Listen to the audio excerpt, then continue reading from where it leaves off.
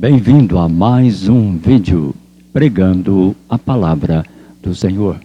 Eu sou o comentarista Pastor Geraldo e estarei comentando o livro de Deuteronômio, escrito pelo profeta Moisés, intitulado Os Espíritas e Suas Heresias. Mas antes de nós entrarmos nesse assunto, eu gostaria de pedir para vocês se inscrever-se em nosso canal. É só vocês clicarem em inscrever-se.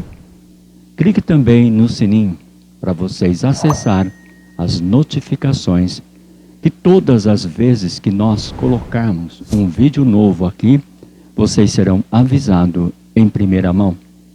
Também não deixe de compartilhar aos seus amigos, fazer seus comentários, deixar as suas sugestões. Se vocês gostaram, ou se também não gostaram, faça seus comentários, deixe as suas opiniões, porque isto é muito importante para nós. Abramos as nossas Bíblias no livro de Deuteronômio, capítulo 18, versículo 9 até o versículo 12.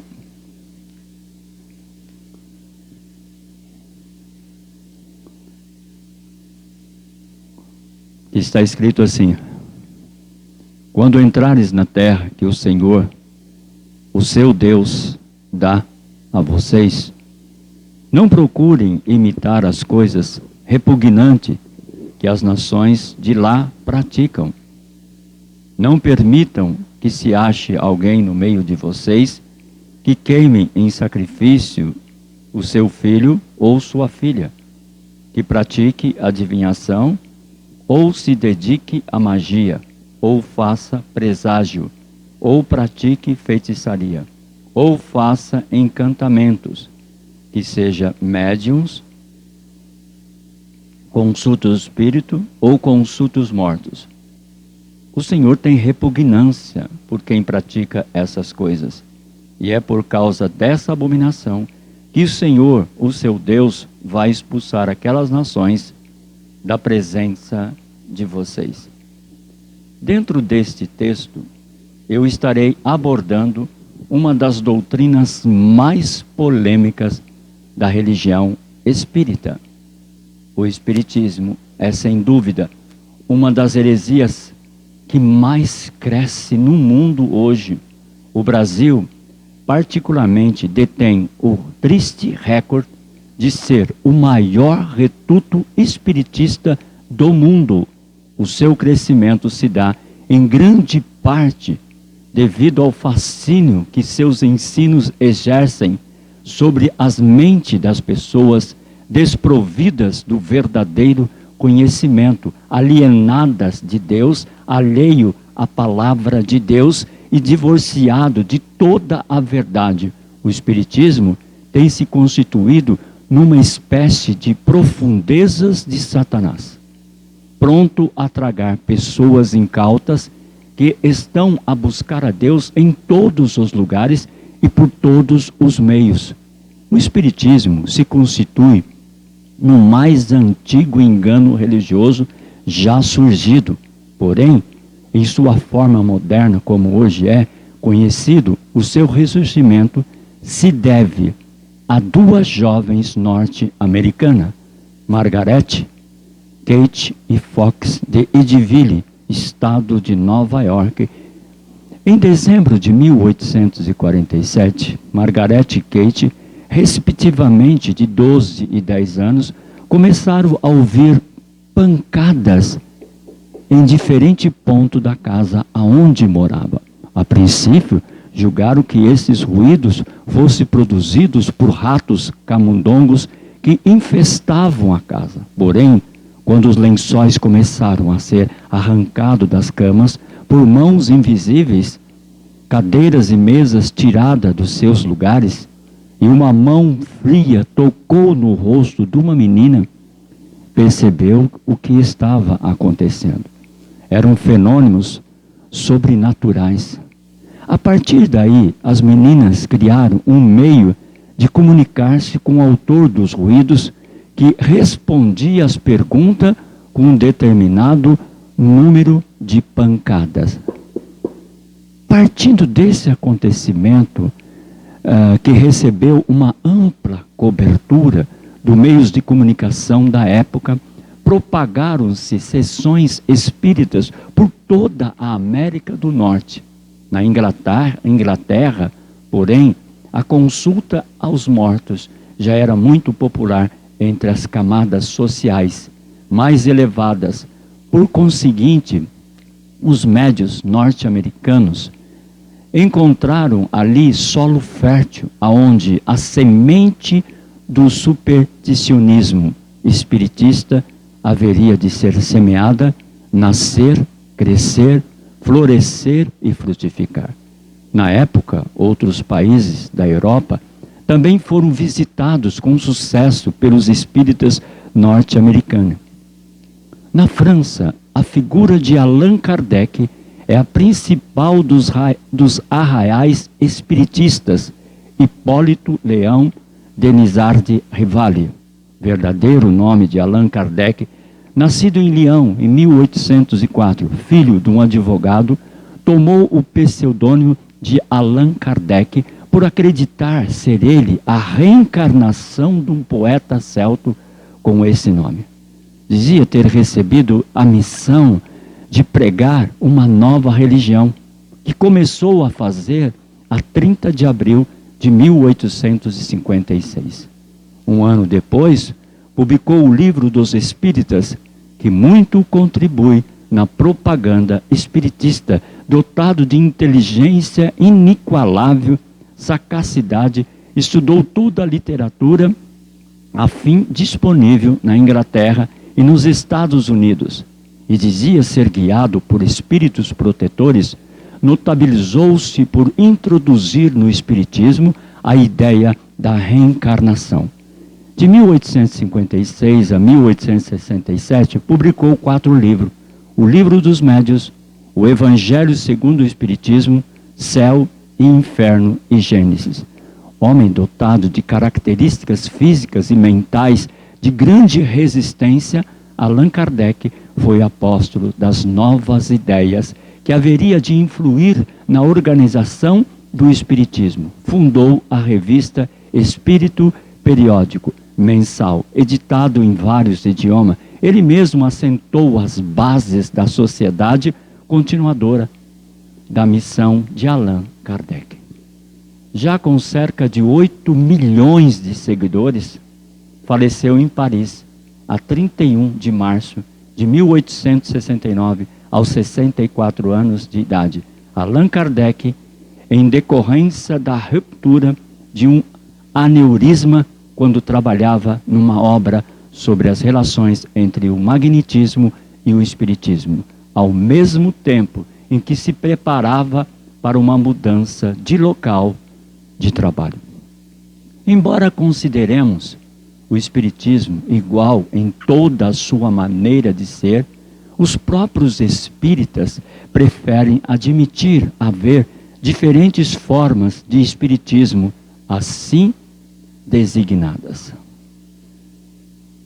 Espiritismo comum. Dentro das muitas práticas dessa classe de espiritismo, destacam-se o seguinte: o que é quiromancia? É adivinhação pelo exame das linhas das mãos, o mesmo que quiroscopia. E o que é cartomancia? É adivinhação pela decifração de combinações de cartas, de jogar cartas de baralho. O que é grafologia? É o estudo dos elementos normais e principalmente patológico de uma personalidade feito através da análise da sua escrita. O que é hidromancia? Hidromancia é a arte de adivinhar por meio da água. O que é astrologia? É o estudo ou o conhecimento da influência dos astros, especialmente dos signos, no destino ao comportamento dos homens, também conhecida como uranoscopia. Baixo espiritismo. O baixo espiritismo também conhecido como espiritismo pagão, inculto e sem disfarce, identifica-se pelas seguintes práticas: vodú, culto de negros artilhanos, de origem animista e que se vale de certos elementos do ritual católico, praticado principalmente no Haiti. Candomblé, religião dos negros, e Uruba, na Bahia. Umbanda, designação dos cultos afros brasileiros, que se confunde com os da Macumba e dos candomblés da Bahia. Xango, de Pernambuco, pagelança da Amazônia, do Catimbó e outros cultos sincréticos. Quimbanda, ritual da Macumba, que se confunde com os da Umbanda. Macumba, sincretismo religioso afro-brasileiro, derivado no candomblé com elementos de várias religiões africanas, de religiões indígenas brasileiras e do catolicismo. Espiritismo científico. O espiritismo científico é também chamado autoespiritismo, espiritismo ortodoxo, espiritismo profissional ou espiritualismo. Ele se manifesta, inclusive, com a sociedade, como, por exemplo, LBV, Legião da Boa Vontade, fundada e presidida por muitos anos pelo já falecido Alziro Zarur. Essa classe de espiritismo tem sido conhecido também como ecletismo, sistema filosófico dos que não seguem sistema algum, escolhendo de cada um a parte que lhe parece mais próximo da verdade. Esoterismo, doutrina ou atitude de espíritos que preconiza que o ensinamento da verdade deve reservar-se a um número restrito de iniciados escolhidos por sua influência ou valor moral. Teosofismo, conjunto de doutrinas religiosas, filosóficas, que tem por objetivo a união do homem com a divindade, mediante a elevação progressiva do espírito até a iluminação, iniciado por Helena Petrovine Blavatsky. É uma mística norte-americana, 1831 a 1891, fanática e adepta ao budismo e do lamismo. Espiritismo kardecista é a classe de espiritismo comumente praticada no Brasil e tem como principais entre as suas muitas teses as seguintes possibilidades de comunicação com espíritos desencarnados. Crença da reencarnação. Eles acreditam na reencarnação. Eles acreditam que ninguém pode impedir o homem de sofrer as consequências dos seus atos. Eles acreditam na pluralidade dos mundos habitados. A caridade e virtude única aplicada tanto aos vivos como aos mortos. Deus, embora existe, é um ser impessoal, que não existe como pessoa, que não possui atributos de pessoa, habitando em um mundo longe. Mais perto dos homens estão que os espíritas guias. Jesus foi um médium e um reformador judeu, nada mais que isso. Evidentemente, o diabo é um demagogo, muito versátil e maleável, capaz de muitas transformações.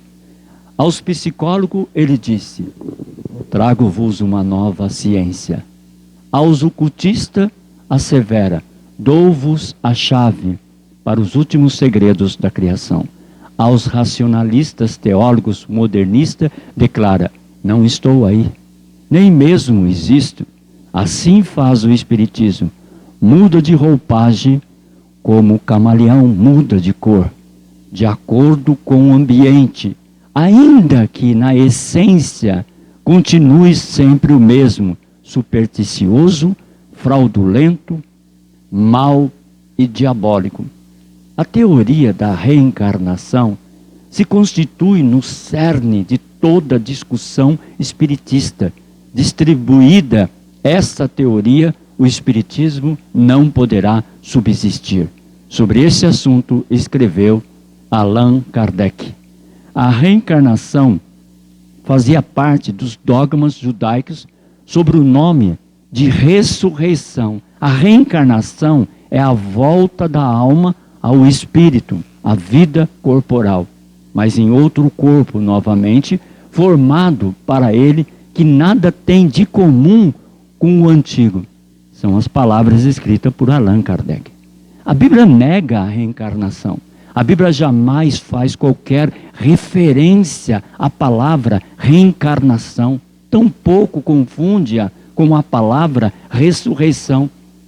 Segundo o dicionário escolar da língua portuguesa de Francisco da Silveira Bueno, reencarnação é o ato ou efeito de reencarnar pluralidade de existência como um só espírito, enquanto que a palavra ressurreição no grego é anastasis, é geges, ou seja, levantar, erguer, surgir, sair de um local ou de uma situação para outra. Do latim ressurreição é o ato de ressurgir, voltar à vida, reanimar-se. Biblicamente, entende-se o termo ressurreição como o mesmo que ressurgir dos mortos. É em linguagem mais popular, a união da alma e do espírito ao corpo. Após a morte física, no decorrer de toda a narrativa bíblica, são mencionados 8 casos de ressurreição, sendo 7 de ressurreição da vida e ressurreição para tornar a morrer, e 1 de ressurreição no sentido pleno, final, o de Jesus. Esse foi diferente, porque foi ressurreição para nunca mais morrer. Não somente pelo fato dele ser Jesus, mas porque ao ressurgir, tornou-se ele o primeiro da ressurreição real. Isso está escrito em 1 Coríntios capítulo 15 e o versículo 20 até o versículo 23. A expressão ressurreição dentre os mortos, como em Lucas capítulo 20, versículo 35 e Filipenses capítulo 3, versículo 11, implica numa ressurreição da qual somente os justos participarão. Os participantes da verdadeira ressurreição não mais morrerão. Lucas capítulo 20, versículo 36. A dita expressão e tradução correta do original, a palavra dentre, indica que os mortos ímpios continuarão sepultados quando os santos ressurgirem. Os 7 outros casos de ressurreição na Bíblia, por ordem, são: primeiro, o filho da viúva da Serepta; segundo, o filho da Sunamita; terceiro, o defunto que foi lançado na cova de Eliseu; quarto, a filha de Jairo; quinto, o filho da viúva de Naim; sexto, a ressurreição de Lázaro; 7, a ressurreição de Dorcas.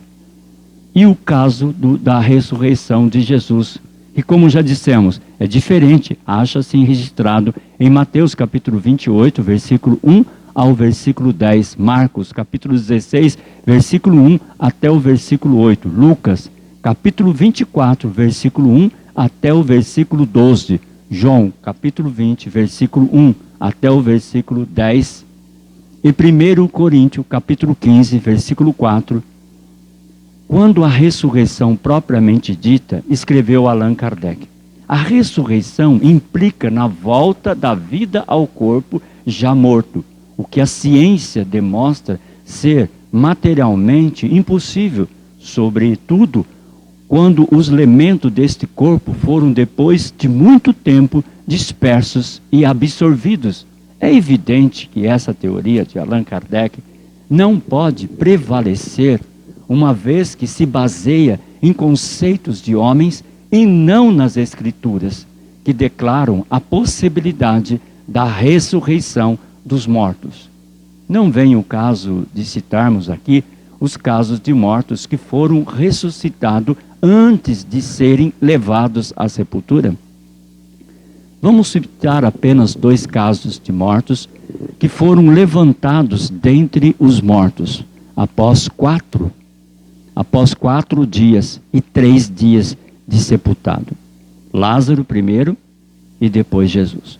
O testemunho de João, capítulo 11, é que Lázaro estava morto, estava sepultado, já havia 4 dias, já cheirava mal, ressuscitou ainda amortalhado, ressuscitou com o mesmo corpo e com a mesma aparência que possuía antes de morrer. O testemunho das Escrituras quanto à morte e ressurreição de Jesus Cristo é que os soldados romanos testemunharam que Cristo estava morto. José de Arimateia e Nicodemos sepultaram-no. Ele ressuscitou no primeiro dia da semana. Mesmo após ressuscitado, ele ainda portava as marcas dos cravos nas mãos para mostrar que seu corpo, agora vivo, era o mesmo no qual sofrera a crucificação, porém glorificado. Procurando dar sentido bíblico absurdo, teoria da reencarnação, Allan Kardec lança a mão do capítulo 3 de João para dizer que Jesus ensinou sobre a reencarnação.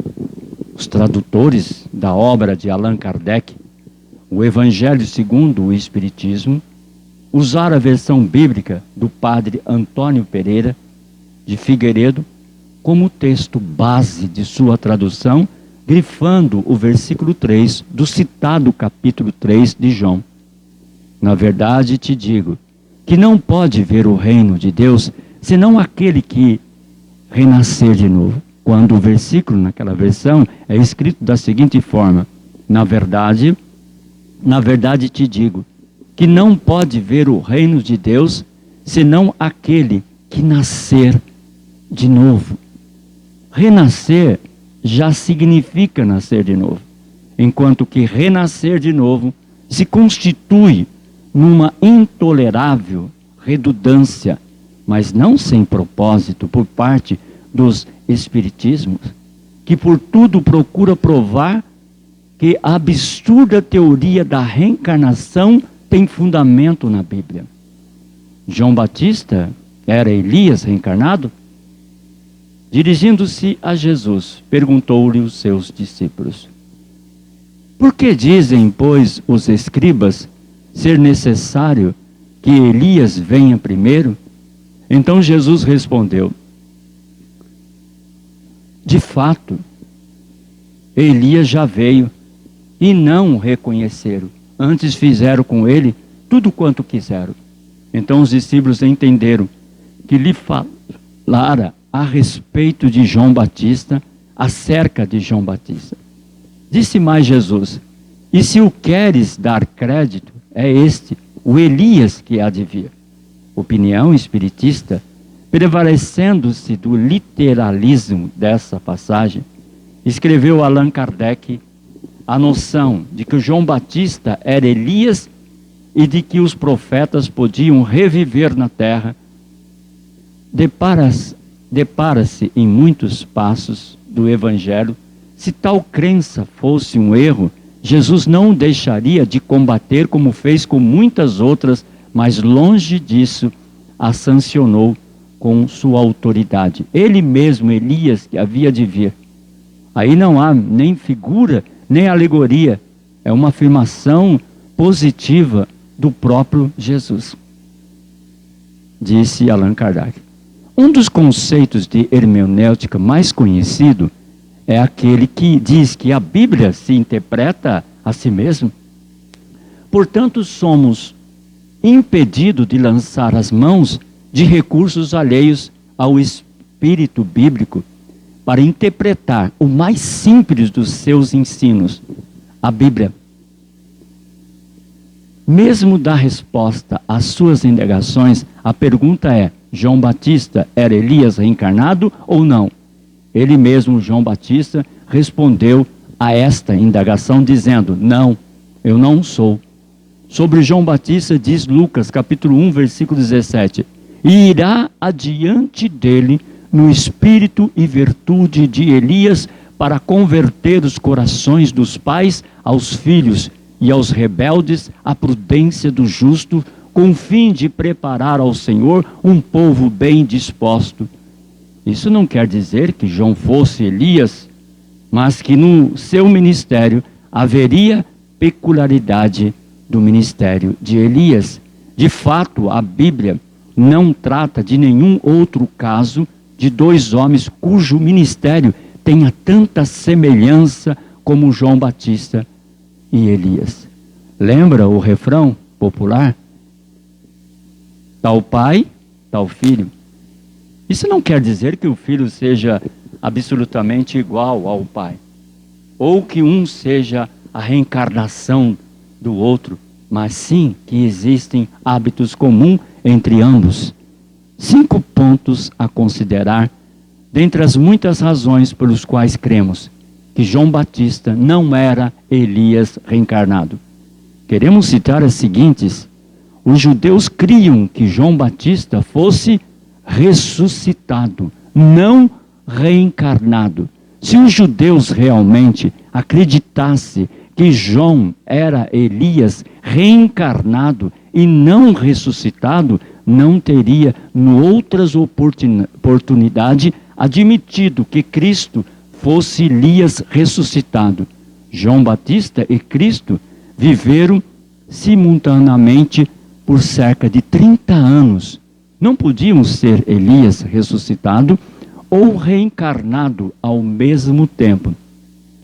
Se reencarnação é o ato, o efeito de reencarnar pluralidade de existência com um só espírito, é evidente que um vivo não pode ser reencarnação de alguém que nunca morreu. Fica claro assim que João Batista não era Elias, já que este não morreu, pois foi arrebatado vivo ao céu.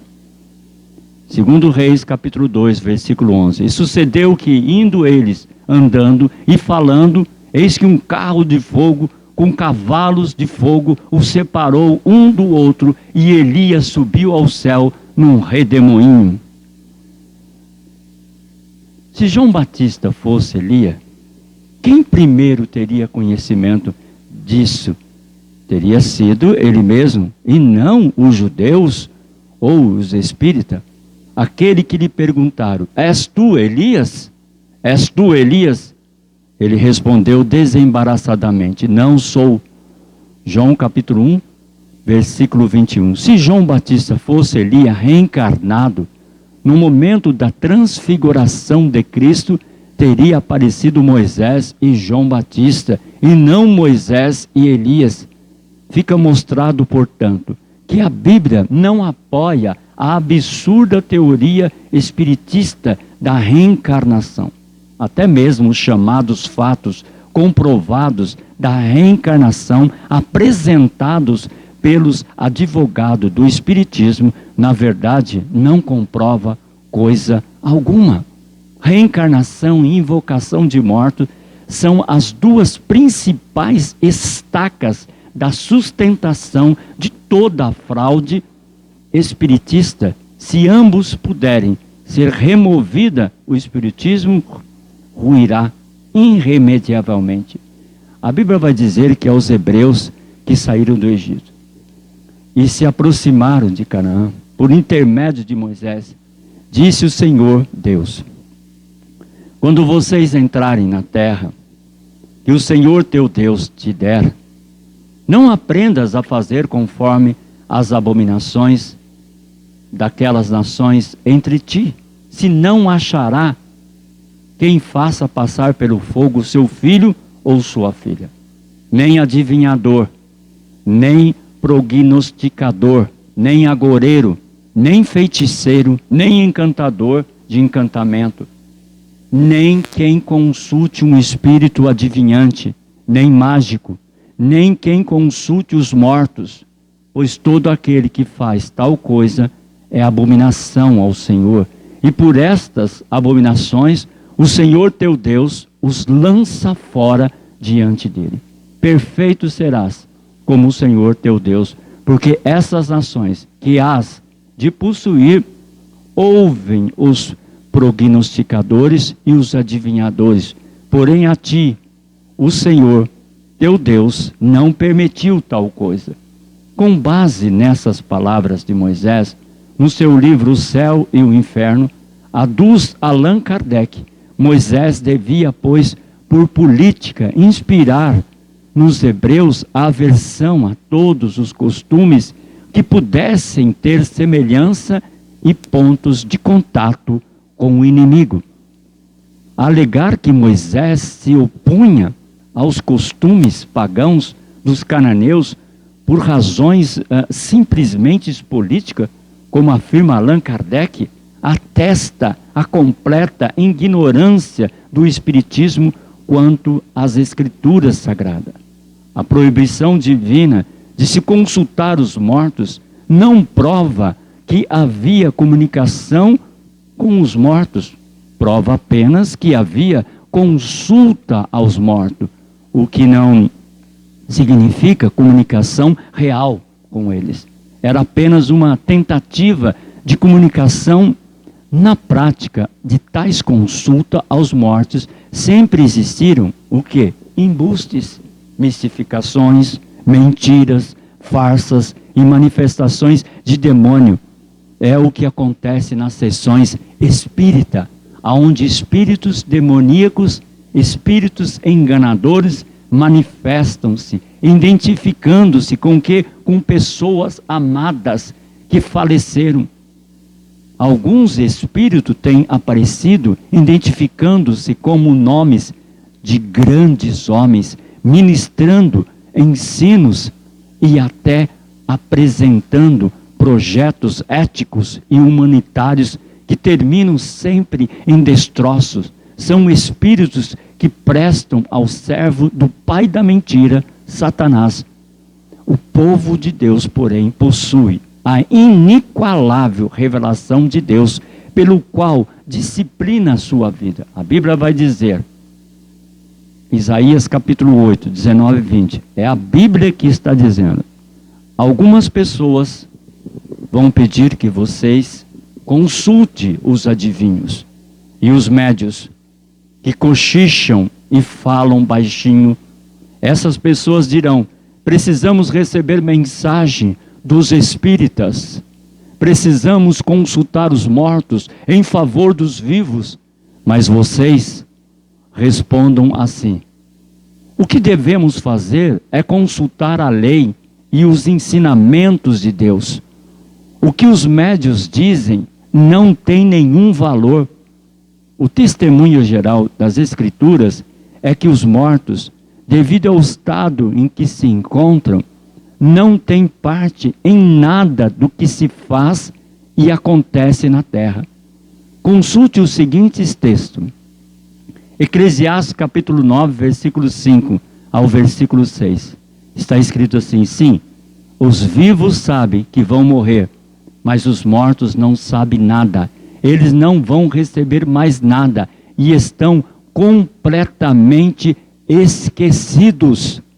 Salmos capítulo 88, versículo 10 ao versículo 12. Será que fazem milagre em favor dos mortos?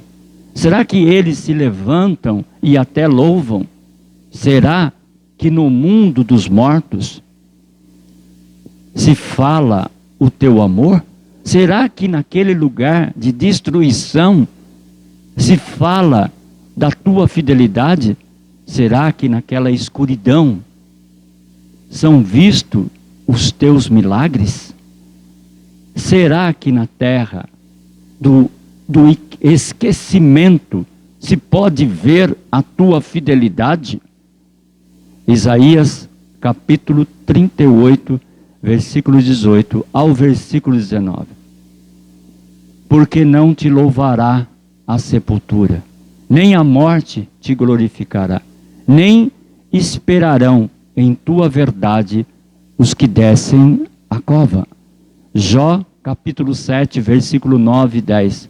Como a nuvem que passa e some, assim é aquele que desce ao mundo dos mortos. Nunca mais volta. Ele não volta para casa. Ninguém lembra mais dele. Nenhum dos textos bíblicos mencionados contradiz a esperança bíblica da ressurreição dos mortos. Uns para a vida eterna e outros para a vergonha e perdição eterna. Os citados textos mostram, sim, que o homem, após a morte, na sepultura, jamais poderá voltar à vida de outrora e que na sepultura nada poderá fazer por si mesmo e muito menos pelos vivos que ainda estão na terra. Antes de prosseguir, tome a sua Bíblia e, abrindo no capítulo 28, versículo 3 de 1 Samuel, leia todo este capítulo. Então, 1 Samuel,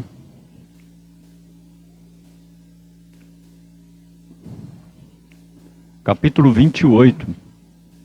Se você tiver a Bíblia em casa, abre a Bíblia em 1 Samuel, capítulo 28. Vamos ler do versículo 3, começando no versículo 3. E já Samuel, o profeta Samuel, era morto, e todo Israel o tinha chorado e o tinha sepultado em Ramá, que era a sua cidade, e Saul tinha desterrado os adivinhos e os encantadores. E ajuntaram-se os filisteus, e vieram e acamparam-se em Sunem. E ajuntou Saul a todo Israel, e se acamparam em Gilboa. E vendo Saul o arraial dos filisteus, temeu e estremeceu muito o seu coração. E perguntou Saul ao Senhor. Porém, o Senhor lhe não respondeu, nem por sonhos, nem por Urim, e nem por profeta. Então disse Saul aos seus criados: buscai uma mulher que tenha o espírito de feiticeira, para que vá a ela e a consulte. E os seus criados lhe disseram: eis que em Endor há uma mulher que tem o espírito de adivinhar. E Saul se disfarçou e vestiu outras vestes, e foi ele e com ele 2 homens, e de noite vieram a mulher, e disse: peço-te que me adivinhe pelo espírito de feiticeira, e me faça subir a quem eu te disser. Então a mulher lhe disse: eis aqui, tu sabes o que Saul fez, como tem destruído da terra os adivinhos e os encantadores, que pois me arma um laço à minha vida para me fazer matar? Então Saul lhe jurou pelo Senhor, dizendo: vive o Senhor, que nenhum mal te sobrevirá por si. A mulher então lhe disse: a quem te farei subir? E disse ele: faze-me subir a Samuel. Vendo, pois, a mulher a Samuel, gritou em alta voz. E a mulher falou a Saul, dizendo: por que me tens enganado? Pois tu mesmo és Saul. E o rei lhe disse: não temas, porém, que é o que vês? Então a mulher disse a Saul: vejo deuses que sobem da terra. Ele disse: como é a sua figura? E disse ela: vem subindo um homem ancião, e está envolto numa capa. Entendendo Saul que era Samuel, inclinou-se com o rosto em terra e se prostrou. Samuel disse a Saul: por que me desinquietaste, fazendo-me subir? Então disse Saul, muito angustiado: estou porque os filisteus guerreiam contra mim, e Deus se tem desviado de mim, e não me responde mais, nem pelo ministério dos profetas, nem por sonhos. Por isso te chamei a ti. para que me faça saber o que hei de fazer. Então disse Samuel: por que, pois, a mim me perguntas? Visto que o Senhor te tem desamparado e se tem feito teu inimigo, porque o Senhor tem feito para contigo, como pela minha boca te disse, e o Senhor tem rasgado o reino da tua mão e tem dado ao teu companheiro Davi. Como tu não deste ouvido à voz do Senhor e não executaste o fervor da sua ira contra Amaleque, por isso o Senhor te fez hoje isso. E o Senhor entregará também a Israel contigo na mão dos filisteus, e amanhã tu e teus filhos estareis comigo. Concluindo a leitura desta porção das Escrituras, vem à mente a pergunta tais como: a questão é ou não possível comunicar-se com os espíritos de pessoas falecidas? Foi ou não Samuel quem apareceu na sessão espírita de Endor? Muitas respostas poderiam ser dadas aqui, como por exemplo, a Assembleia Judaica sempre acreditou que Samuel realmente apareceu naquela ocasião. Essa também era a opinião de algumas dos mais destacados líderes da igreja dos primeiros séculos. Entre eles, Justino, Martir e Orígenes. Já Tertuliano e Jerônimo, Lutero e Calvino acreditava que um demônio apareceu em forma de pessoa, personificando Samuel. 1 Samuel capítulo 21 mostra com clareza meridiana que um espírito de engano, e não Samuel, foi quem apareceu na sessão espírita de Endor.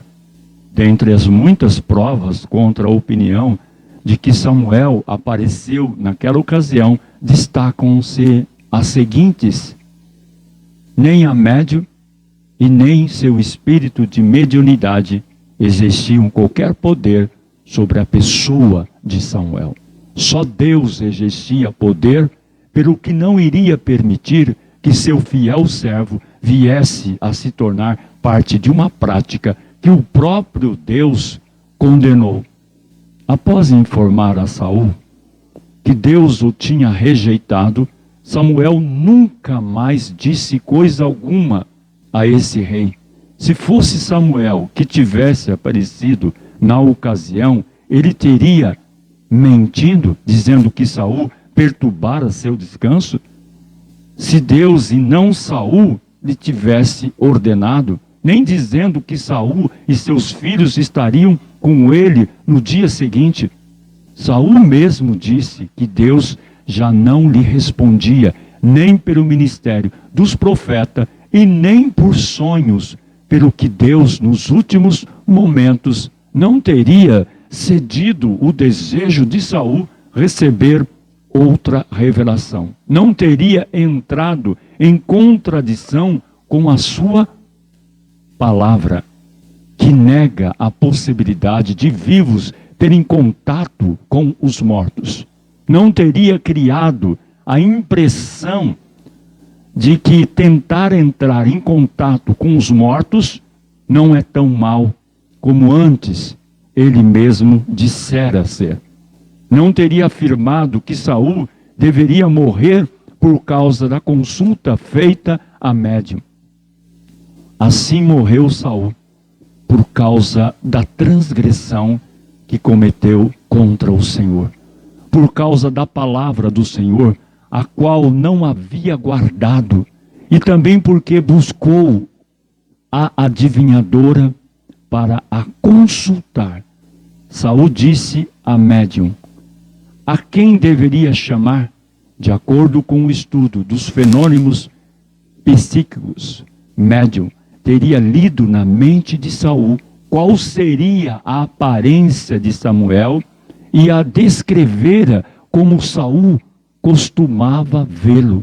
A médium temeu, porque em seu transe ela reconheceu Saul, que era conhecido como inimigo das práticas espíritas, ou ela viu um espírito adejando por cima da aparição que com prodígios de mentira se fazia passar por Samuel. Saul mesmo não viu Samuel. De acordo com a descrição da médium, foi que ele mesmo supôs que a personagem descrita era Samuel. Quanto à profecia abordada durante a sessão em Endor, Ioannis Cornelis Reis van Balen, no seu livro Os Caos das Seitas, dá as seguintes possibilidades. A mulher percebeu o medo de Saul, de que o seu fim era iminente. Isso ela predisse. A mulher tomou conhecimento da profecia feita antes por Samuel, que vinha perseguindo Saul, pelo que lhe disse o que ele esperava ouvir. Se um demônio se fazia passar por Samuel e falou por meio da médium, então a mulher ter-se-ia lembrado da profecia de Samuel, fazendo uso dela.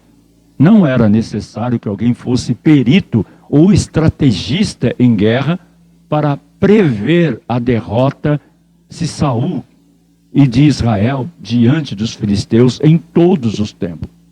Em todos os tempos, o salário do pecado é a morte. No capítulo 15 de 1 Samuel, a questão dessa guerra já havia sido levantada bem antes de Saul consultar os médios. A parte final do vaticínio da médium não foi verdadeira no seu cumprimento, pois nem Saul morreu no dia seguinte e nem morreram nesse dia todos os seus filhos.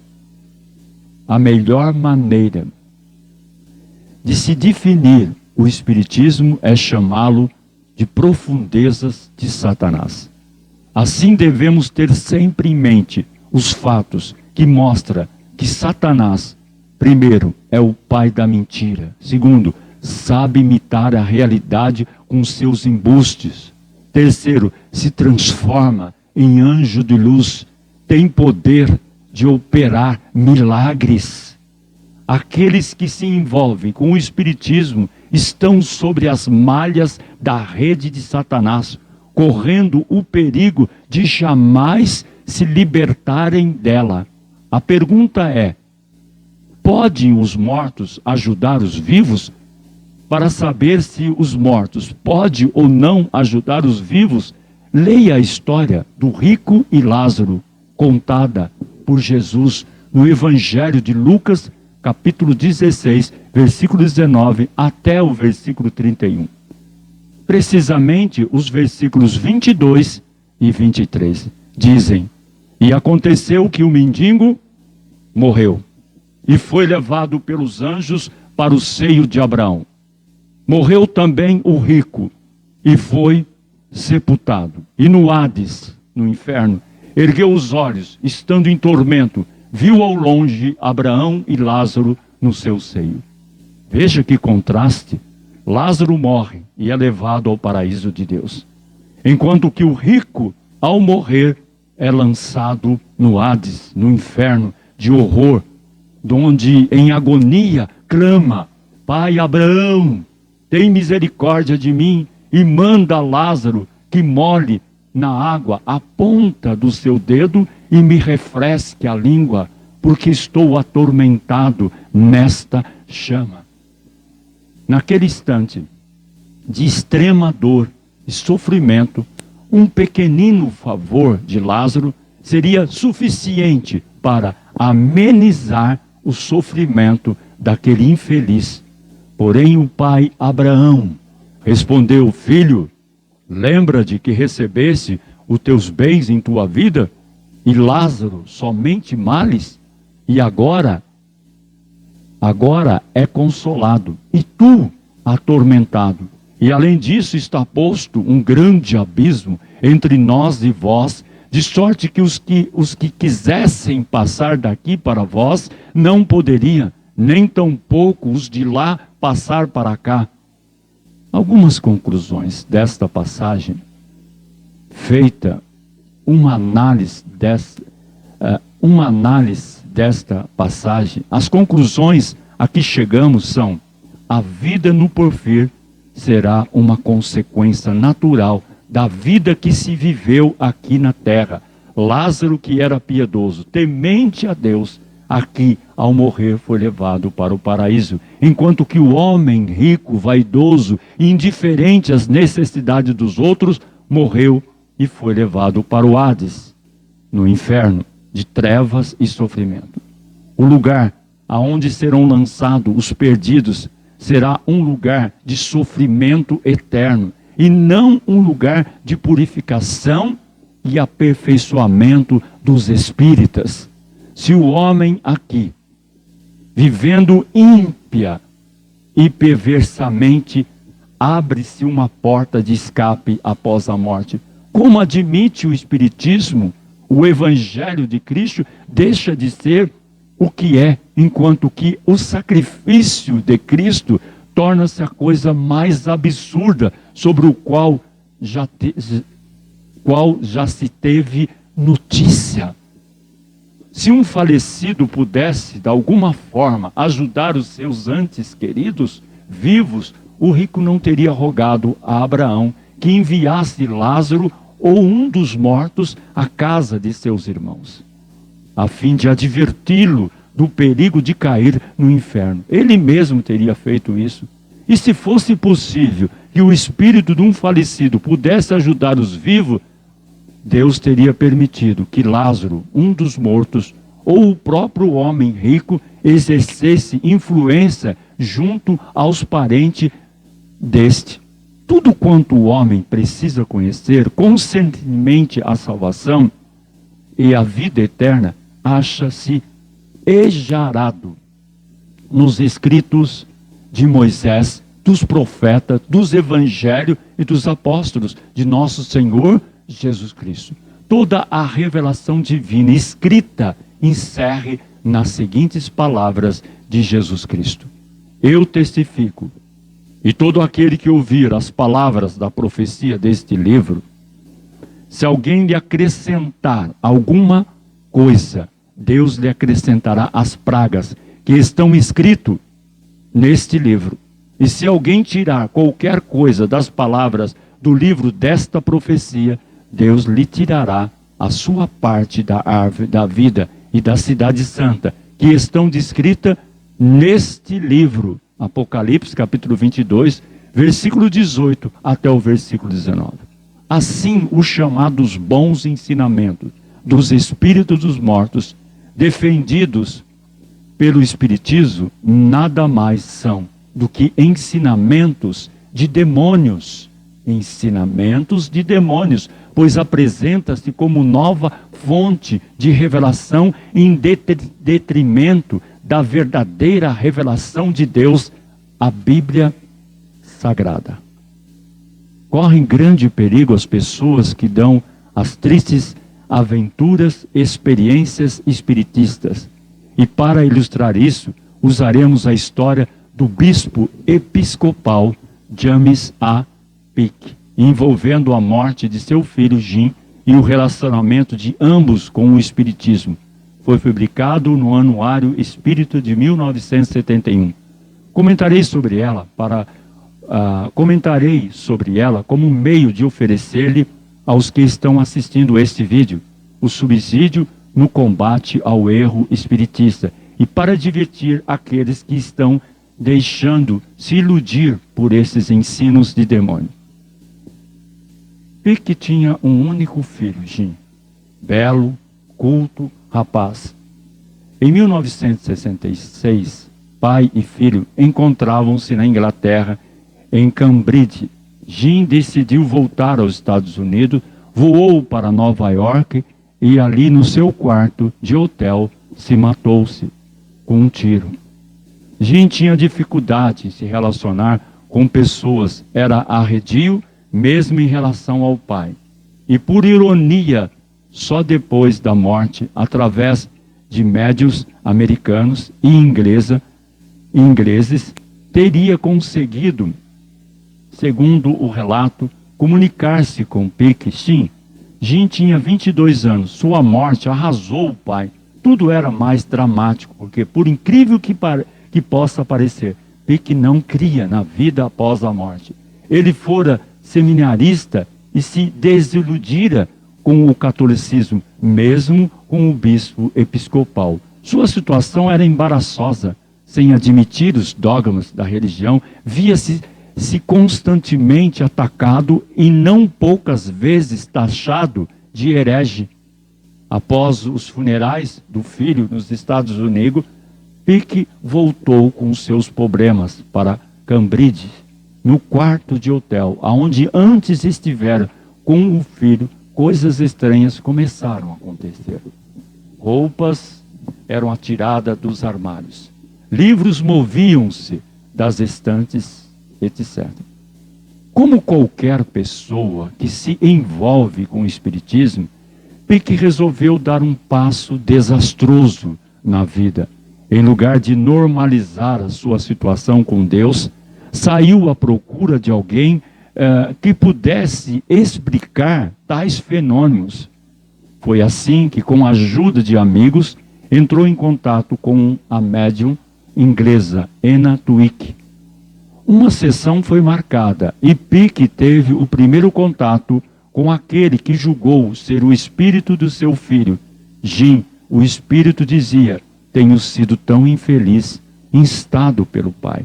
Respondeu que não acreditara em Deus como uma pessoa, mas que agora acreditava na eternidade. Acrescenta o anuário. Além disso, o rapaz exortou-o a prosseguir em suas pesquisas e prediz que o pai abandonaria a igreja. Pique mostrou-se constrangido, mas Jim insistiu: você fará isto. Isto ocorrerá no dia 1º de agosto. Logo após voltar à América, Pique entrou em contato com o médium americano Arthur Ford, com o qual participou de um programa de televisão. No citado programa, Ford, em transe, transmitiu mensagens que dizia eles serem de Jim a Pique. O programa produziu tão grande escândalo que deixou a imprensa americana e inglesa num verdadeiro reboliço. A igreja episcopal protestou e Pique resolveu deixá-la não muito depois da morte de Jim, após ingerir forte dose de barbitúricos. Morre a senhora Maren Bergo, secretária de confiança de Pique. Ela sofria de câncer.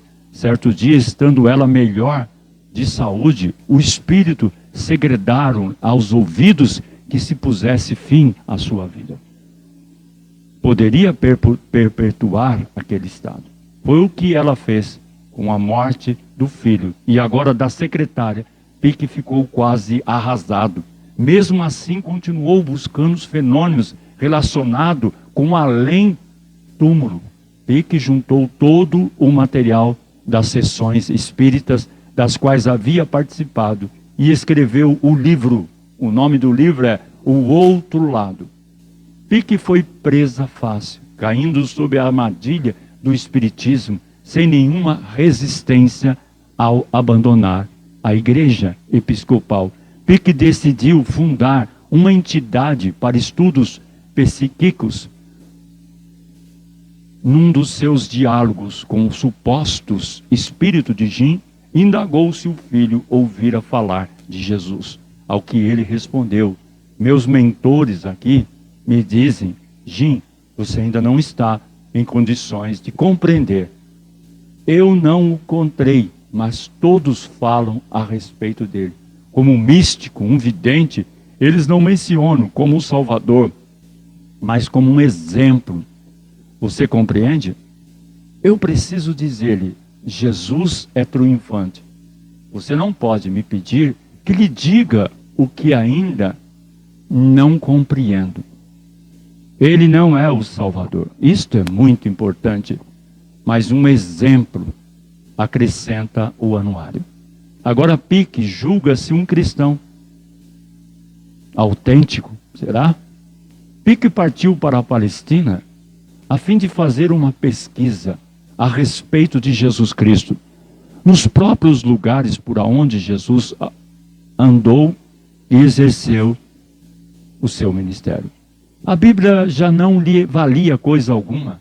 Jesus, o Cristo, o Filho de Deus, não passava de um mito, um místico, um vidente, nada mais que isso.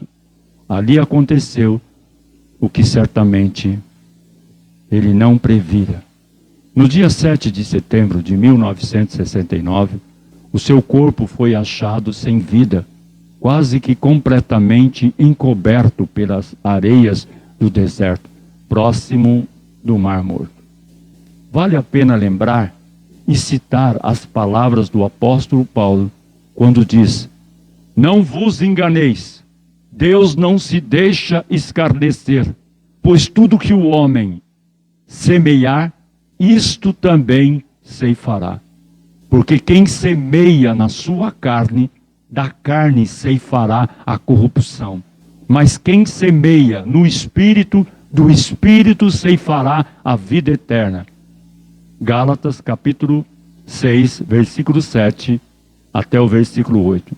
Assim como a pessoa é conhecida pelo vocabulário que usa, de igual modo o Espiritismo é bem mais identificado por seu vocabulário, usando para comunicar os seus enganos. É evidente que muitas das palavras seguintes usadas no linguajar espiritista pode ter diferente sentido, por exemplo, de acordo com a ciência. Porém, na relação a seguir, vamos dar significado de cada palavra de acordo com a interpretação dada pelo próprio Espiritismo.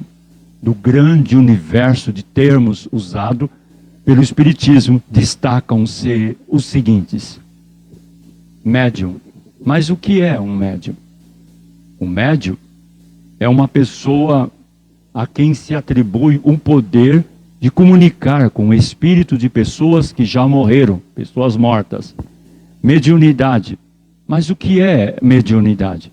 É um fenômeno em que uma pessoa recebe um outro espírito, supostamente de uma pessoa morta, de uma pessoa já falecida, sendo que esse espírito recebido passa a dominar a mente do médium, que recebe o controle e o domínio do seu próprio corpo.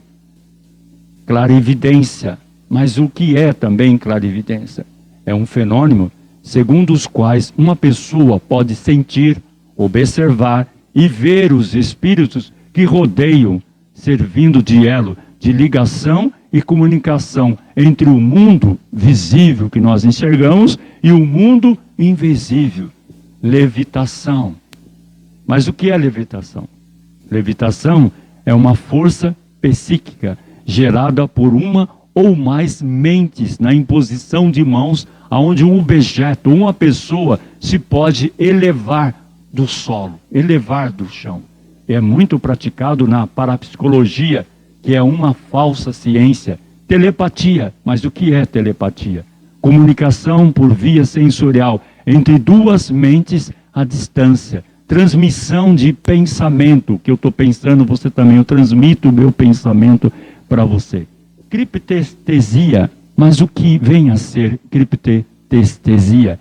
É o fenômeno da sensação do oculto, ou seja, o conhecimento de um fato transmitido por um morto, sem conhecimento de nenhum vivo. Premonição, todo mundo sabe. Mas o que vem a ser mesmo premonição? É uma sensação, pressentimento de que vai suceder. Metagonomia. Mas o que vem a ser metagonomia?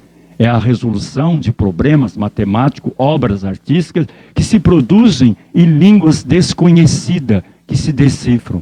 Lembre-se que isto nada tem a ver com os dons do Espírito Santo. Telecinesia. Mas o que vem também a ser telecinesia? Telecinesia é um movimento de objetos, toque de instrumentos musicais, alterações de balanço, sem toque de mãos. Ideoplastia. Mas o que vem também a ser ideoplastia é a alteração do corpo físico em virtude do pensamento.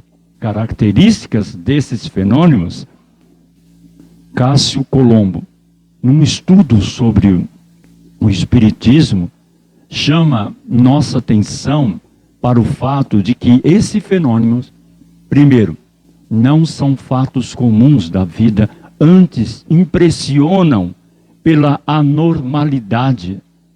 Segundo, ocorre apenas com determinadas pessoas que também recebem o nome de clarividente ou médium. Terceiro, todos são, pelo menos na aparência, fatos inteligentes. Quarto, são fenômenos que ninguém tem a consciência de causas. Daí a atribuí-lo cada qual a outro, ou seja, não há entidade responsável pelos trabalhos. Quinto, os fenômenos metapsíquicos independem de espaço e tempo. Há conhecimento direto e imediato. Sexto, há condições necessárias para manifestações metapsíquicas, concentração, penumbra, etc. O medo, a desconfiança e o sacramento perturbam essas manifestações. Sétima, há quase sempre o que se tem chamado de projeção, isto é, os fenômenos são objetivos e não subjetivos, não há alucinações. Oitavo, as mensagens mediúnicas são muitas vezes apresentadas de modo simbólico. Exemplo, para simbolizar uma morte, surge uma despedida. Oitava, os fenômenos referidos várias vezes ocorrem na hora da morte, supondo-se, nesse caso, os fenômenos surjam por causa da tensão emotiva e das condições vitais que, fugindo à regra, permitam a manifestação das forças latentes do espírito. Décima, a comportamento das manifestações metapsíquicas que parecem expressar existência de personalidade diferente dos que tomam parte da sessão. É o caso da fraude e da fantasia comum no espiritismo. Já dissemos que as duas principais estacas de sustentação do espiritismo são os dogmas da reencarnação e a alegada possibilidade de os vivos se comunicarem com os espíritos dos mortos, daqueles que morreram. Mas a doutrina espiritista é muito mais que isto, como eu vou falar a seguir. O conjunto de doutrinas do espiritismo é grande e complexo. Na verdade, se constitui num esquema de negação de toda a doutrina bíblica cristã. Veja, por exemplo, o que crê o espiritismo acerca dos seguintes temas da doutrina cristã. Deus. Abrogamos a ideia de um Deus pessoal ou fenômenos físicos são revelados. Deve-se entender que existe tantos deuses quanto as mentes que necessitam de um Deus para adorar. Não apenas um, dois ou três, mas muitos. Cristo. Qual é o sentido da palavra Cristo? Não é como se põe, geralmente, o Filho do Criador de todas as coisas. Qualquer ser justo é perfeito, é Cristo. Não obstante parecer que todo o testemunho recebido dos espíritas avançados mostra apenas que Cristo era um médium, um reformador da Judéia, e que agora é um espírito avançado na sexta esfera. Palavra do Dr. Weiser, citado por Renzo em Demonologia de Espiritualismo. Cristo foi um homem bom, mas não poderia ter sido divino, exceto talvez em que todos somos divinos. Mensagem por um espírito citado por Hubert em Fenômenos Espírita e sua interpretação. A expiação, a doutrina ortodoxa da expiação, e é um remanescente dos maiores absurdos dos tempos primitivos e é imoral desde o amago. A razão dessa doutrina é que o homem nasce neste mundo como pecador perdido, arruinado, merecedor do inferno. Ele diz: que mentira ultrajante! Porventura o sangue não ferve de indignação ante tal doutrina? A queda.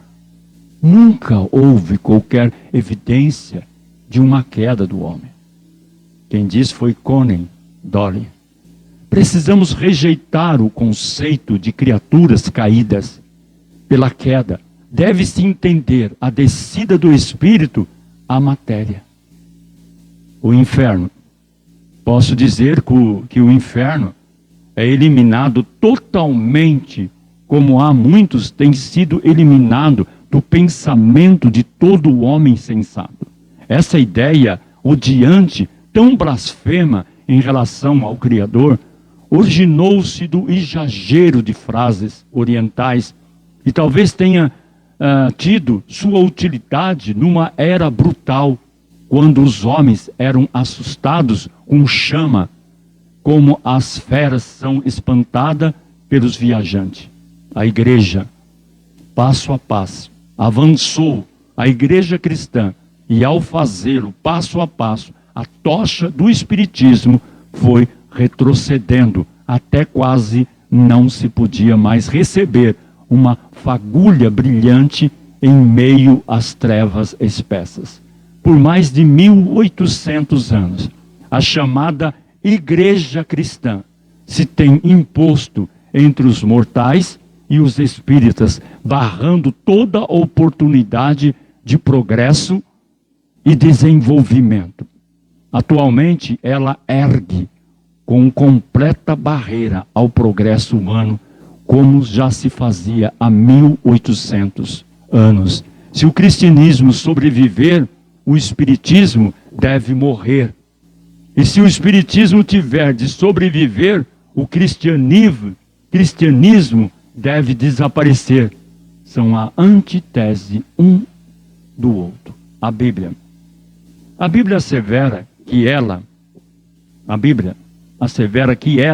a Bíblia é um livro santo e divino, e que Deus inspirou os seus escritores para tornar conhecida a vontade divina, e é um grosseiro ultraje e um logro para com o público contornos do espiritismo, do espiritualismo.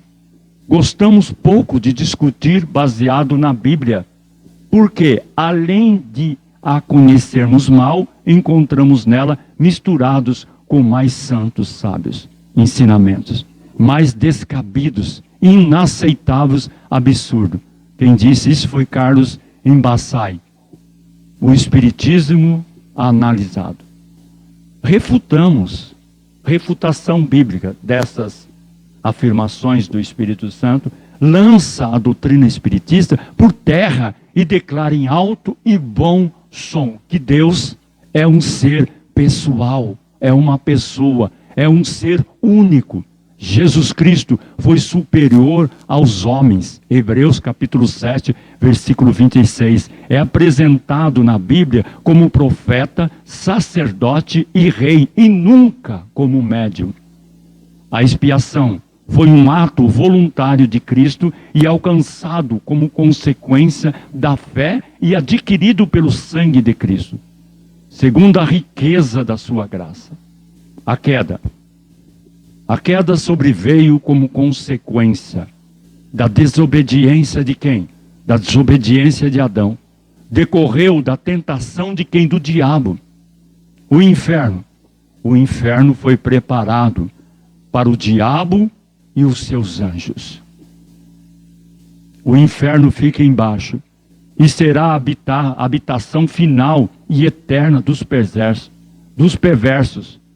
A igreja de Cristo, foi fundada por Jesus Cristo e jamais será vencida e é guardada pelo Senhor. A Bíblia, essa aqui, a Bíblia, a palavra de Deus, foi escrita sobre inspiração divina e é absolutamente digna de confiança e é descrito como pura, espiritual, santa, justa, boa e verdadeira, perfeita, verdadeira, não pesada.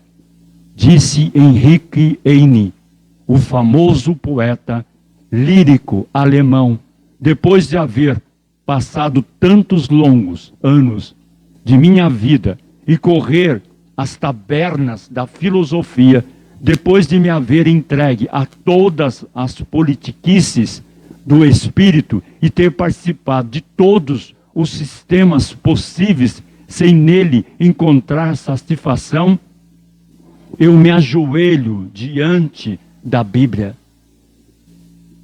Deixe as suas opiniões nos comentários. E que Deus abençoe vocês e as suas famílias. E até o próximo vídeo. E fiquem na paz do nosso Senhor e Salvador Jesus Cristo.